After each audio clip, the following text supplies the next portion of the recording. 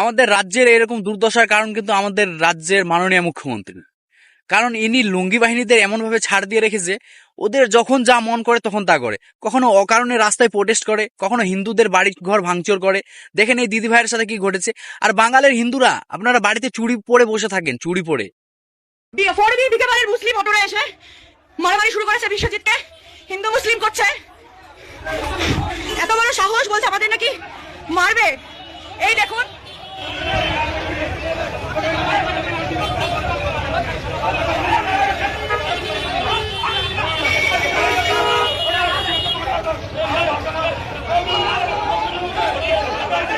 BJP করা কি অপরাধ? এই প্রশ্নটা আমার সরাসরি মমতা ব্যানার্জির কাছে। আমি আজকে স্বাধীন ভারতের নাগরিক, আমি টিএমসি করবো না, বিজেপি করবো না, কি করবো সেটা আমার ব্যক্তিগত অধিকার আছে, আমার সেটা অ্যাকর্ডিং টু ইন্ডিয়ান কনস্টিটিউশন। তাহলে মুসলিম ছেলেরা বাড়িতে চড়া হয় কি করে? এখনো যা যেতে তোরা হাত দেখাচ্ছে, বলছে মারবো। কালকে যদি ওরা তরোয়াল নিয়ে এসে, ওদের তো অনেক ইউনিটি, হিন্দু ভাইদের মধ্যে ইউনিটি নেই। আজকে একটা হিন্দু ভাই মার খেলে 10টা হিন্দু ভাই বেরোয় না, দেখে। তাহলে কি আমরা বিজেপি করে ভুল, না হিন্দু ভাই ভুল?